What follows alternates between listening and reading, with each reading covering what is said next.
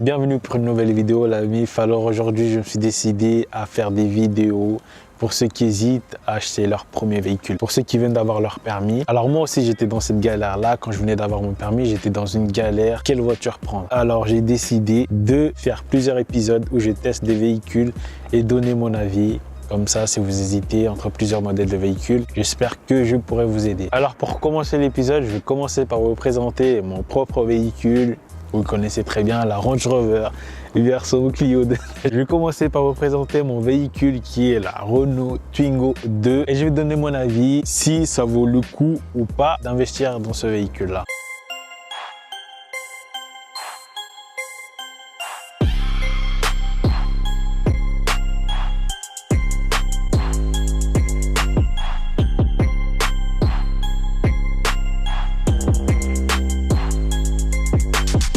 Bon, voilà la partie qui m'intéresse, c'est la conduite et vous dire ce que j'en pense de cette voiture, la conduite. C'est vraiment ce qui m'intéresse, voilà, le confort et tout, la conduite.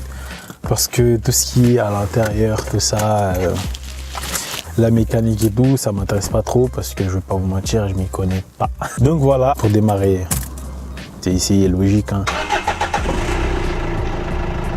Oh yeah, baby. Donc, une chose très importante, en fait, le klaxon dans cette voiture-là, dans la Clio 2, il se trouve pas ici. On a l'habitude d'avoir le klaxon ici, là. On appuie, putain. Là, tu appuies, il n'y a rien du tout. Imagine, tu es en danger, tu appuies là. Il n'y a rien du tout. Parce qu'il se trouve ici. Attends. Non, merde, c'est même pas là, c'est ici. Putain, ça fait un an que j'ai cette voiture. Se trouve ici, en fait, appuie. Yeah, bon, voilà, tu passes la première. Tu enlèves le frein à main, la ceinture, très important en cas de danger. Et on y va, voilà ce qui m'intéresse, c'est vraiment la conduite. Je vais vous donner mon avis par rapport à la voiture. Bon, déjà, ce qu'il faut savoir, c'est que la Twingo 2, cette Twingo-là, c'est une voiture très facile à conduire. C'est un véhicule très facile à conduire. Si vous venez d'avoir le permis, si vous hésitez, franchement, entre ça et, je sais pas, hein, entre ça et une autre voiture, moi je sais pas, c'est l'autre. C'est quoi l'autre? Comme je dis, les points positifs dans cette voiture, c'est vraiment la facilité de conduite. Oh, yeah! Et j'allais taper l'Audi. Si vous venez d'avoir le permis et vous avez peur justement de pas trop avoir la main pour conduire des grosses voitures, la Twingo 2, c'est vraiment la voiture idéale. Par contre, si vous êtes grand ou grande de taille, moi ça va, tu vois, je suis petit. Si vous êtes grand, bah cette voiture, tu vois, c'est de la merde. Si vous êtes grand, parce qu'il n'y a pas assez d'espace et tout, même côté passager, côté conducteur, il n'y a pas assez d'espace. Et aussi, ce que j'aime pas trop, c'est vraiment le confort dans cette voiture. On sent vraiment la route, tu vois, quand tu conduis. On dirait vraiment que tu es assis sur une chaise en plastique et qu'on te pousse et en même temps, tu frottes le macadam. Voilà, c'est vraiment le côté que je n'aime pas dans cette voiture. Mais bon, c'est une Twingo. On va pas se plaindre. On va pas pleurer, hein. On connaît, hein. C'est une Twingo, frère.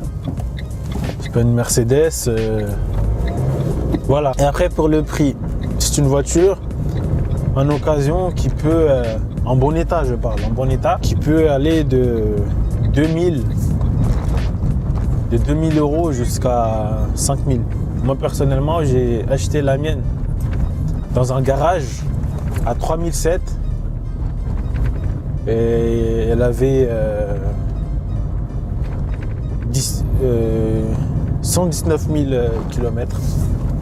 Ça va pour une voiture d'occasion, hein. Ça va pour une première voiture, vous allez me dire. Et la consommation de la voiture, c'est une voiture qui consomme très peu. Pourquoi? C'est une petite voiture et les petites voitures, on connaît, consomment pas beaucoup. Donc si vous venez d'avoir le permis et tout ça, je vous la conseille vraiment vivement, je vous conseille cette voiture parce que c'est une voiture économique déjà et c'est une voiture qui consomme très peu. économique et consommer très peu, c'est un peu la même chose, tu vois. Ça veut un peu rien dire ce que je viens de dire. Voilà. C'est une très bonne voiture. J'aime bien. Ça fait 1 an que je l'ai. Franchement, je compte pas changer maintenant. Mais vraiment, j'insiste. C'est pour vraiment ceux qui hésitent, ceux qui viennent d'avoir le permis et qui sont vraiment pas sûrs de j'ai peur de conduire. Je vous conseille vraiment une petite voiture. Même si c'est pas une Twingo, mais au moins une voiture qui ressemble à la Twingo. Pourquoi? Parce que justement, quand c'est une petite voiture, ça te met en confiance. Et quand ça te met en confiance, tu fais pas n'importe quoi. Par exemple, si tu viens d'avoir le permis et que tu as peur de conduire, on te passe une Scénic, tu auras peur un peu. Tu auras peur parce que déjà, c'est une voiture imposante. Et une voiture imposante, tu vas te sentir tout petit. En fait, le manque de confiance va faire que tu vas pas... tu vas te dire que c'est la voiture qui te dirige. Alors que c'est toi qui dois diriger la voiture. Ça veut rien dire ce que je dis, mais je dis juste pour faire beau. Mais à mon avis, ça veut dire quelque chose quand même. Parce que voilà. Voilà, le test va maintenant malheureusement se finir. Je vais essayer d'autres voitures, ne vous inquiétez pas. Et de faire en sorte que ceux qui hésitent dans leur premier achat de voiture, voilà. Si je peux les aider, et voilà, je serai très content. Je serai très content. Voilà.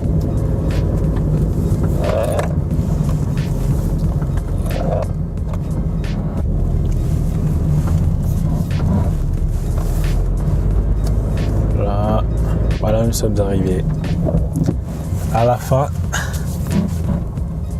du driving Twingo. Voilà les amis, le test est maintenant fini. Et comme je l'ai dit, je vous présenterai plusieurs véhicules. Je vais essayer de vous présenter plusieurs véhicules. Bon, si ça vous a plu, n'hésitez pas à vous abonner, lâcher un pouce bleu et me suivre sur les réseaux sociaux. Et partager la vidéo pour ceux qui hésitent, si vous en connaissez. Sur ce, bye.